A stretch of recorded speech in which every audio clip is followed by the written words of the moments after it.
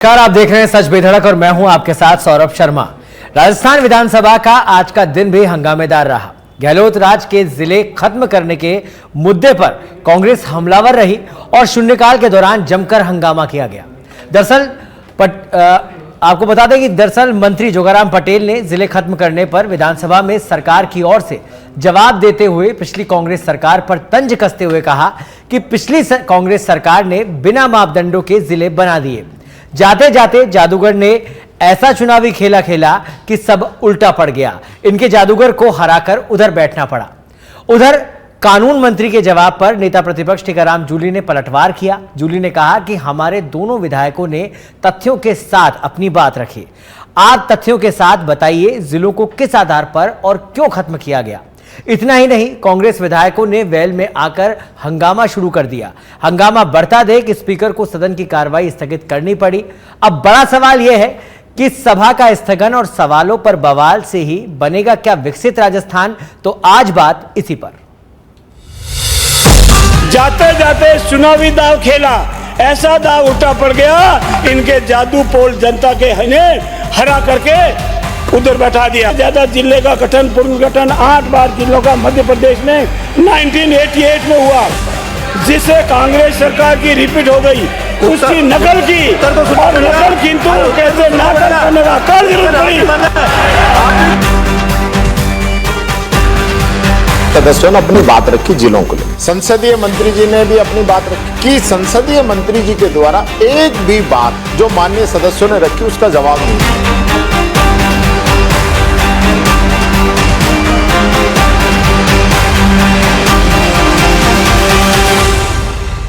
तो जिलों पर सवाल और सियासी बवाल लगातार बना हुआ है और अब ये बढ़ता हुआ ही दिखाई दे रहा है। अब ये कैसे खत्म होगा, ये गतिरोध कब तक चलने वाला है, इस पर आज हम लोग चर्चा करने वाले हैं। हमारे साथ हमारे मेहमान जुड़ चुके हैं जिनसे आपको मुखातिब करा देते हैं। हमारे साथ जुड़े मदन प्रजापत जी जो कि बीजेपी से प्रवक्ता है, सर बहुत बहुत स्वागत है आपका।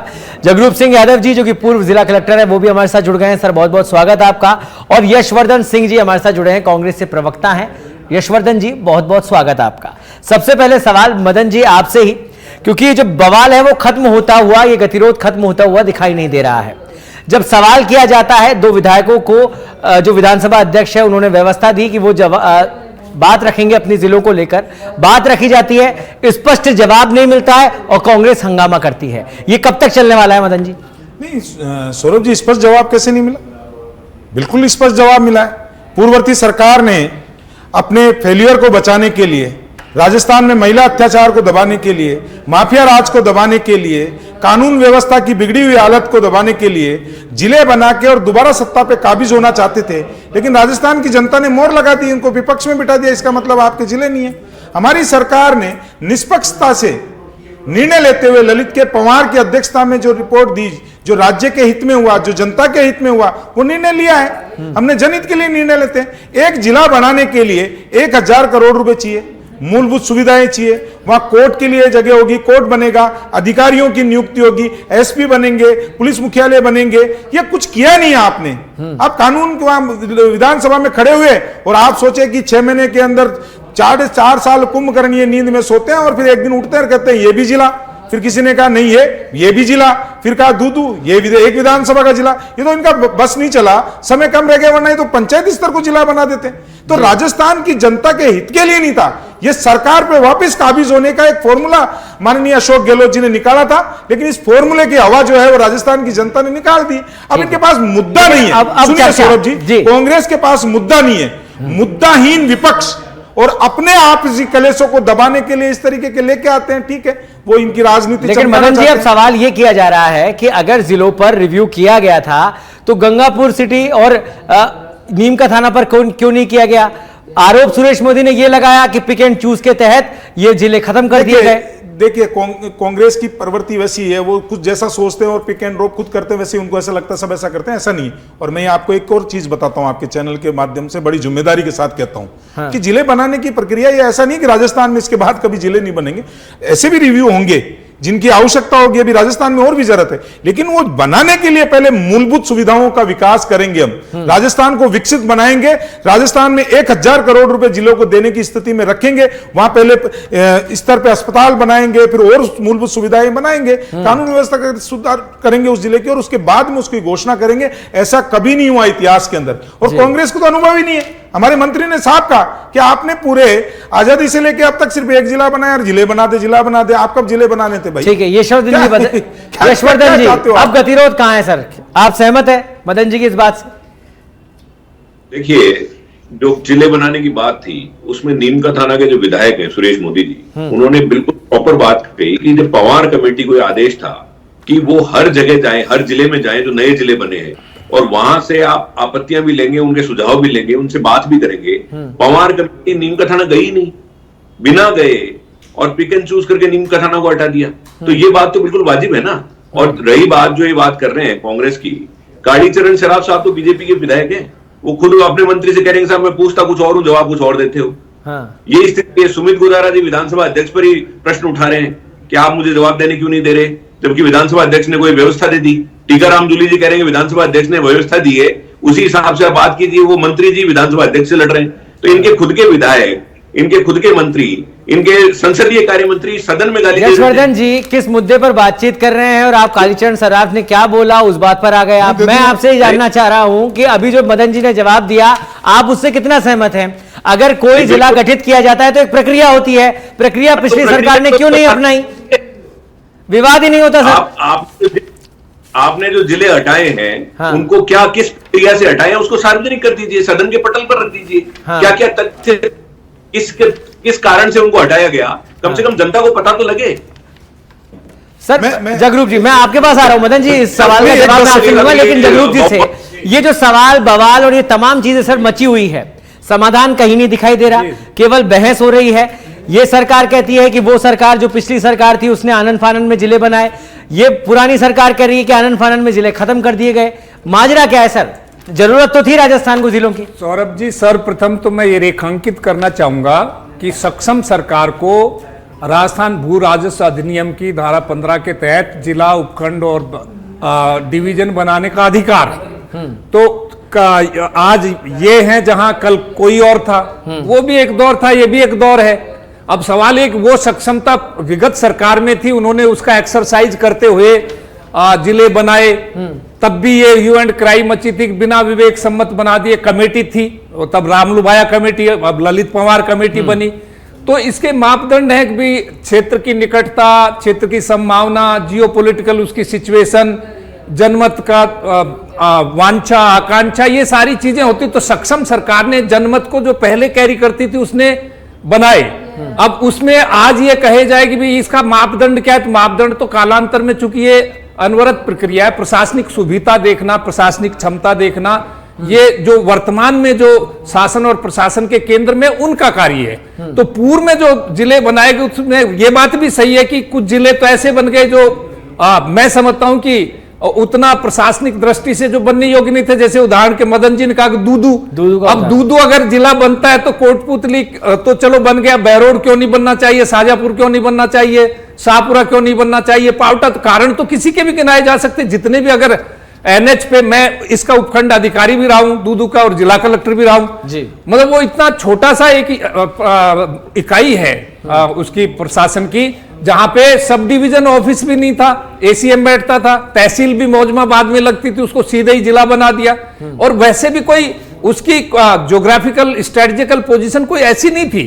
तो कहीं ना कहीं मैं ये कह सकता हूं कि राजनीतिक उपयोग मतलब अपनी जो मिलती है, राजनीतिक क्षमता मिलती है किसी भी सक्षम दल को या सरकार को, राजनीतिक स्वार्थ सिद्धि के हिसाब से, वो उन्होंने भी उसका उपयोग किया। तो इन्होंने भी कुछ प्रशासनिक क्षमताओं के दृष्टिगत कुछ राजनीतिक नजर भी रही होगी जी। तो इसके चलते जो अब उसमें फेरबदल किया है, अब और कमेटी बनाई जा सकती है जन आकांक्षाओं के अनुरूप, ये सरकार जन आकांक्षाओं के अनुरूप फिर देख सकती है। तो बिल्कुल ठीक बात है, और समस्या जस की तस मदन जी नहीं रहनी चाहिए। अगर पिछली सरकार ने राजनीतिक लाभ लेने की कोशिश की तो मुझे लगता है अब जन सरोकार की बात भी करनी चाहिए किसी सरकार को। तो देखिए, उसी आधार पर अगर आनन फानन में खत्म किया जाता है तो वो भी गलत है।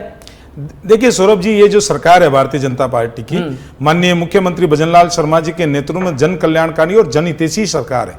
जनता के हित के लिए जो फैसला होगा वो चाहे हम किसी भी हद तक जाए ना पड़े, हम जाके लेंगे। दूसरा, इन्होंने कमेटी के लिए बोल रहे थे कि साहब कमेटी का जो है वो बना दिया और उसको उजागर करो किस हिसाब से बना। मैं तो बड़े इससे पूछ लेता हूं, ईमानदारी से और विनम्रता पूर्वक पूछता हूं यशवर्धन जी से, रामलुभैया कमेटी बनी थी क्या? अशोक गहलोत जी ने रामलुभैया कमेटी से कोई लिया, उनकी रिपोर्ट पे ध्यान दिया या कुछ किया?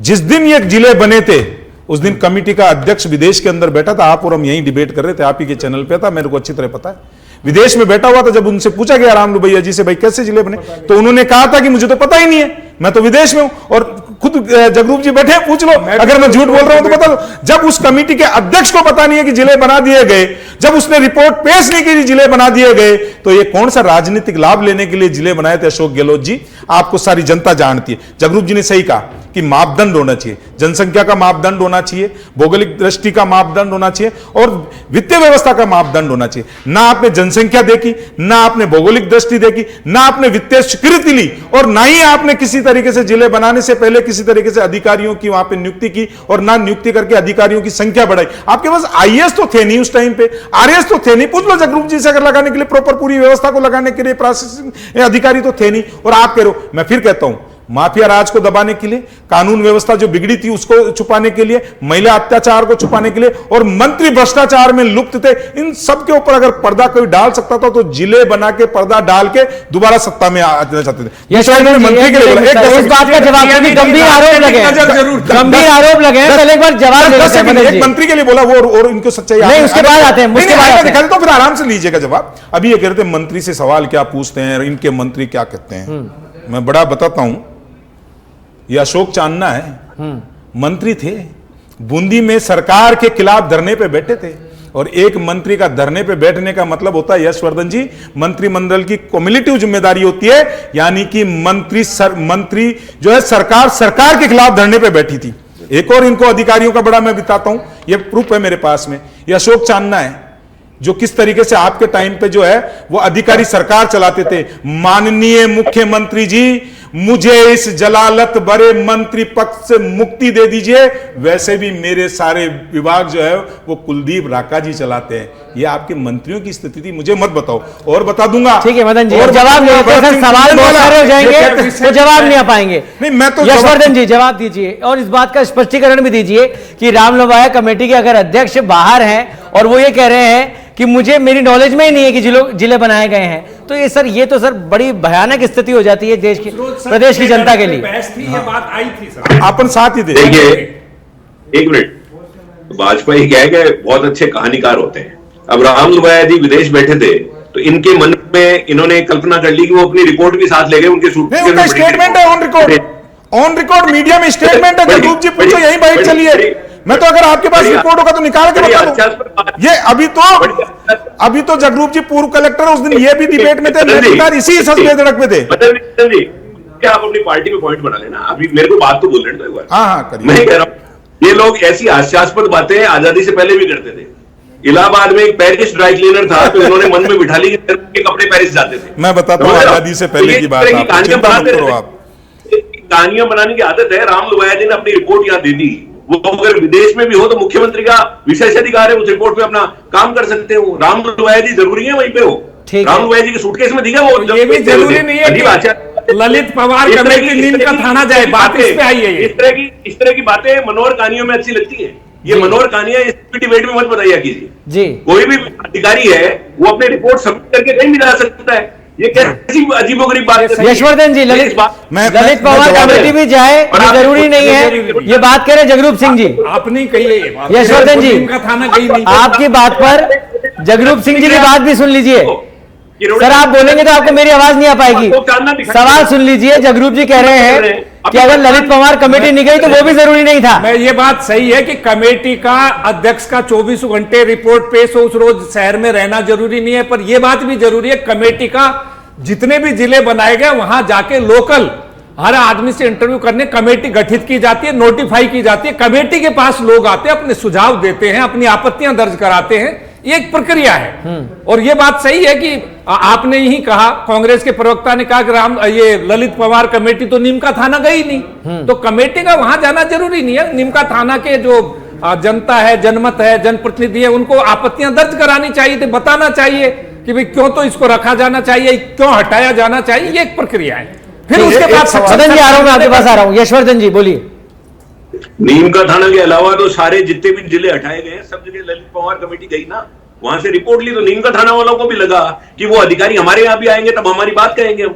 अब हर नागरिक वहां पे जितने नागरिक है, जरूरी नहीं है कि वो जयपुर ही आए, वो सब यही एक्सपेक्ट कर रहे थे कि बाकी सब जगह गए पवार साहब तो यहाँ पे भी आ जाएंगे, वहां गए नहीं। तो सुरेश मोदी मदन जी, पारदर्शिता और स्पष्टीकरण दोनों जिम्मेदारी के साथ होना चाहिए, मुझे लगता है सरकार में। मैं तो कहता हूं पारदर्शिता थी, सरकार बनी, सरकार ने कोई जिले खत्म नहीं किए, जिन जिलों की आवश्यकता थी रखे, पूरे जिले निरस्त नहीं किए गए, निरस्त नहीं किए गए। ये हमारी ईमानदारी और पारदर्शिता है। दूसरा ये कह रहे थे कि ललित के पवार नीम के थाना कहते, वो कहते, और क्या क्या व्यवस्था थी। मैं एक बड़ा विनम्रता से एक सवाल पूछता हूं, चलिए छोड़िए कमेटी खेलना छोड़िए, क्या माननीय पूर्व मुख्यमंत्री अशोक गहलोत जी ने वित्तीय सिक्योरिटी ली थी? जगरूप जी कोई भी काम करते हैं तो आई थिंक मेरे ख्याल से आप तो वो है, वित्तीय सिक्योरिटी ली थी वित्तीय सिक्योरिटी। अगर मनसा आपकी अच्छी होती, लेकिन अशोक गहलोत जी एक चीज जानते थे, वो जानते थे अगर मैं सत्ता में नहीं आया तो भी खड्डा खुदा हुआ रहना चाहिए, और अगर कांग्रेस सत्ता में आ गई और मेरे अलावा कोई मुख्यमंत्री बन गया तो उसके लिए भी खड्डा बनना मुश्किल होना चाहिए। ये उन आदमी की सोच थी, जनता और जनहितैषी सोच नहीं थी। दूसरा ये एक चीज और बोल रहे थे, इन्होंने कहा कि आजादी से पूर्व चले गए थे, ये पूर्व चले गए थे। इतिहास मत खंगालो, मेरे पास बहुत पन्ने इतिहास के। ये इस देश में संविधान बनाया था बाबा साहब भीमराव अंबेडकर जी ने, और उस संविधान का गला घोटने का काम पंडित जवाहरलाल नेहरू ने किया था। सरकार चुनी नहीं गई थी, तत्कालीन मंत्रिमंडल था केवल, वैसे ही उस मंत्रिमंडल ने, बिना सरकार चुने हुए मंत्रिमंडल ने पहला संशोधन इस देश में अगर किया था तो पंडित जवाहरलाल नेहरू के मंत्रिमंडल ने, जो सरकार चुनी हुई बिना सरकार ने, पहला संशोधन 1952 में कर दिया था। कौन सी बातें करते हो आप? संविधान और लोकतांत्रिक संस्थाओं को अपने जेब में रखते हो, इसीलिए से सही नहीं आपकी। ठीक है, मैं मदन जी आपसे पहला संशोधन मैं बिल्कुल सही कह रहा हूं जी, विषय में रहिए। 52 से निर्वाचन से जस्ट पहले किया है पंडित नेहरू जी ने, 51 में हम लोग विषय में रहते हैं। मदन जी, मैंने आपसे कहा बैठक में बैठ के बिना चुनी सरकार ने संविधान बनते ही संशोधन कर दिया था उसके अंदर। कौन सी बात कर रहे हो आप? तो ये लोकतंत्र और संविधान और लोकतंत्र की अगर धज्जियां उड़ाती है तो कांग्रेस पार्टी उड़ाती है। मदन जी, इस सवाल का जवाब दीजिए, इस सवाल का जवाब दीजिए कि अगर नीम का थाना के लिए बात उठ रही है कि वहां पर भी कमेटी को जाना चाहिए था, रिव्यू करना चाहिए था, लोगों से सुझाव लेने चाहिए थे, सर तो लेने तो चाहिए ही थे। सौरभ जी लिए गए, और मैं आपसे कह रहा हूं स्पष्टता और पारदर्शिता होनी चाहिए सरकार में। सौरभ जी, मैं बड़ी ईमानदारी से, बड़ी निष्पक्षता से कहता हूं, मेरे तो 4 सवालों का जवाब इन्होंने दिया नहीं, लेकिन पहले मैं आपका सवाल का जवाब दूंगा। हाँ। आपने कहा निष्पक्षता, हमने तो बिल्कुल निष्पक्षता से किया। हमने तो कमेटी बनाई है, कमेटी ने रिपोर्ट पेश की है, जनता के बीच में गए, और अगर ये तो जाते नहीं है कि जनता से इनका सरोकार नहीं है। मैं खुद गया हूं, कई जगह गया हूं, जनता नहीं चाहती है कि जिले बने, और ये स्थिति इनके टाइम पे हुई। दूधू के अंदर कोई शामिल नहीं होना चाहता था, रोडें जाम हुई, सड़कें जाम हुई, मालपुरा में किस तरीके से विद्रोह हुआ, फिर भी ये चाहते थे। इन्होंने जयपुर के टुकड़े कर दिए, और टुकड़े देखिए कैसे किए। ये सुविधा देना चाहते थे, जगरूप जी मेरी बात पे मोहर लगाएंगे क्योंकि जगरूप जी राजस्थान के, ये जयपुर के कलेक्टर रहे। जयपुर के 2 टुकड़े कर दिए, सांबर एक हिस्सा उसके अंदर, जमुना रामगढ़ उसके अंदर, और कितना बड़ा जयपुर ग्रामीण बना दिया। और उसका हेडक्वार्टर कौन सा बनाया? उसका हेडक्वार्टर भी जयपुर ही बनाया। अरे सांबर कितने टाइम से मांग कर रहा था भाई जगरूप जी, आप बताइए, तो सांबर बनना चाहिए। आप बताइए मेरी बात को, क्योंकि इनको पता नहीं है, जाते नहीं है। मैंने सांबर भी देखा है, मैंने दूधू देखी है, मैंने फागी देखा है। अरे हम जनता के बीच में रहते हैं, आपके जैसे बंद कमरों में नहीं बनाते। भारतीय जनता पार्टी का एक एक कार्यकर्ता जो है वो जनता के बीच में रहता है। और सुनिए, और एक चीज और सुनिए, ये बड़ी निष्पक्षता थी। दूधू का नोटिफिकेशन हुआ नगरपालिका का, नगरपालिका की घोषणा हुई पहले दिन, 2 दिन पहले इसी विधानसभा के अंदर, बोले दूधू नगरपालिका, उसका नोटिफिकेशन हुआ नहीं, बोले दूधू जिला। मैं तो फिर कह रहा हूं इनका बस नहीं चला, वरना पंचायत को जिला बना देते ये तो। पंचायत ठीक है सर, अभी उसकी बात नहीं करते, दूधू जिले की बात नहीं करते जगरूप जी, लेकिन बड़ी नहीं, मैं और भी बता दूंगा कि ना पहली सरकार ने ध्यान रखा कि आनन फानन में जब चुनाव आ रहे हैं तो जिलों की एक के बाद एक घोषणा कर दी गई, किस तरह का वित्तीय बजट होना चाहिए, किस तरह से सुझाव लेने चाहिए, और ना अब इस तरह की स्थिति दिखाई दे रही है। सवाल हो रहे हैं, बवाल हो रहा है। सवाल और बवाल वाली बात ठीक है। मैं ये कहना चाहता हूं कि सरकारें अपनी पॉलिटिकल एग्जिजेंसी जो होती है, राजनीतिक सुविधा होती है, उसके हिसाब से चूंकि राजनीतिक दल है, कुछ तो राजनीतिक फायदे की दृष्टिगत निर्णय करते ही हैं। ये भी उल्लेखनीय है कि ये बात सही है कि विकेंद्रीकरण हमेशा श्रेयस्कर है, होना चाहिए, और वो अगर युक्ति युक्त है, बिल्कुल रीजनेबल है, जनहित में है, तो वो हमेशा वांछनीय। जनता चाहती है कि स्थानीय प्रशासन मिले, लोगों को दूर नहीं जाना पड़े, दूरस्थ सारी सुविधाएं, जितनी भी राज्य की योजनाओं का भी बेहतर क्रियान्वयन होता है। लेकिन साथ ही ये भी है कि अगर आप ये नजर रखते हो कि इससे राजनीतिक लाभ हो जाए, हालांकि हुआ नहीं, क्योंकि दूदू में जैसा परिणाम प्रत्याशित था वैसा नहीं रहा। और भी जगह, जैसे आपने चुनाव के पास ही जिले बनाए, भी 5 साल का पीरियड था, आप 5 साल में रामलुभाया कमेटी से सुझाव लेते, उसको पब्लिसाइज करते, उन पे आपत्तियां दर्ज कराते, इवन असेंबली में खुली बहस करते, तब बनाते। अभी ये भी उल्लेखनीय है कि वर्तमान सरकार ने जिले सारे समाप्त नहीं किए, एक रोल ओवर नहीं किया कि वो सारे, अब इनको कुछ लगा तो हो सकता है कि कुछ बेहतर ढंग से उनका पुनर्सीमांकन करके हो। राजस्थान बड़ा भूभाग है, तो इसमें अभी भी जिले बनने की गुंजाइश है। मैं मदन जी की इस बात से सहमत हूं, क्योंकि मैं उपखंड अधिकारी सांबरलेख भी रहा और जिला कलेक्टर जयपुर भी रहने का मुझे अवसर मिला। तो ऐसे में अगर जिला कोई बनना चाहिए था तो सांबर और उधर किशनगढ़, रेनवाल, फुलेरा और दूदू मिलके एक अच्छा जिला बन सकता था। वो कॉम्पैक्ट भी होता। खाली दूदू को जिला बनाना मेरी भी समझ से परे था। अब पता नहीं कमेटी ने अगर देखा तो क्या देखा, क्योंकि कमेटी तो विदेश बैठा था जगरूप जी, तो कहीं पे भी बैठा हो सकता है। ठीक है, जवाब देते हैं। यशवर्धन जी जवाब दीजिए। देखिए, हो सकता है कोई एक जिले जो भी आपको लग रहा हो, जो यादव साहब कह रहे हैं, हो सकता है ऐसी कोई बात रही हो कि छोटा हो बाद में बड़ा बन जाए। लेकिन होता क्या है, आप पहले जिले बनाते हो, फिर धीरे धीरे वहां पे इंफ्रास्ट्रक्चर डेवलप होता है, सारी चीजें धीरे धीरे होती है, लेकिन विकेंद्रीकरण होना बहुत जरूरी है। राजस्थान बहुत बड़ा राज्य है, राज्य बड़ा है, और आप जिले भी बड़े कह रहे हैं पहले रिव्यू होता, पहले चर्चा होती, सदन के अंदर खुले में चर्चा की जाती, उसके बाद निर्णय लिए जाते कि कितने जिले बनाने हैं, कौन कौन से बनाने हैं। ये प्रक्रिया भी तो सर फॉलो करनी जरूरी होती है। देखिए, जिले बने, जहां जहां जिले बने वहां की जनता राजी थी। ये जो कह रहे हैं कि जिले कैसे हार गए, ये स्पष्ट जनता राजी थी तो चुनाव कैसे हार गए भैया? राजी तो लोग होते ही हैं। देखो कौन सी जनता राजी नहीं थी? चुनाव कैसे हार गए? जहां आप तो वही राजी होते हैं। जहां जहां जिले बनाए वहां सब जगह चुनाव आ रही है, एक दो जगह छोड़ के, इक्की दुक्की छोड़ के। में तो 5-6 कैंडिडेट खड़े होते हैं, कौन किसके वोट काटता है, कौन चुनाव जीत जाता है, ये उसका पैमाना। मतलब लोकतंत्र में किसी को खड़ा भी नहीं होने देंगे आप। कहीं की जनता ने विद्रोह नहीं किया कि साहब हमारा जिला कैसे बना दिया, हमारा जिला हटाओ, किसी जिले में नहीं कहा, जो भी नए जिले बने। इसलिए आप थोड़े धरातल पे जाइए, सब बता देंगे आपको। हाँ, आप झूठी बात मत कीजिए। लेकिन ये बात तो इसको दरकिनार नहीं किया जा सकता सर, उतना पॉजिटिव नहीं रहा, सही बात है, उतना पॉजिटिव नहीं रहा। आपने लगातार जिले तो बनाए, लेकिन जनता में खुशी जरूर होगी, लेकिन उतना पॉजिटिव कांग्रेस के लिए नहीं रहा। अरे वो चुनाव के पैमाने से क्यों देख रहे हैं आप, डिलीवरी के पैमाने से देखिए ना। चुनाव क्यों से देखेंगे, क्योंकि आपने चुनाव पहले की है घोषणा है। जिले जितने छोटे डिलीवरी हुई नहीं डिलीवरी के हिसाब से तो डिलीवरी तो हुई नहीं होगी। लेकिन अभी महत्वपूर्ण विषय यह है कि अगर जहां स्पष्टीकरण होना चाहिए, जहां पारदर्शिता होनी चाहिए, मुझे लगता है साथ मिल बैठ के ये बातचीत होनी चाहिए और इन सवालों का बवाल खत्म होना चाहिए। मदन जी 20 सेकंड में कंक्लूजन चाहूंगा कि ये जो विवाद है ये सदन के अंदर खत्म हो गया। मैंने आपको बड़ी ईमानदारी से कहा कि कांग्रेस ने जो जिले बनाए थे उसका कारण मैंने आपको बता दिया कि अशोक गहलोत जी को पता था अगर मेरी सत्ता में नहीं भी आऊंगा तो भी खड्डा खुदा हुआ रहना चाहिए, लेकिन उनको पता नहीं था जनसेवकों की सरकार है। दूसरा, इन्होंने कहा चुनाव में हार जाते हैं वोट काटने वाले, भैया लोकतंत्र है, सबको खड़ा होने का अधिकार है, और आप जनता के बीच में रहो, जनहित के कार्यों से सरोकार रखोगे तो कोई कितना ही खड़ा हो आप चुनाव जीतोगे।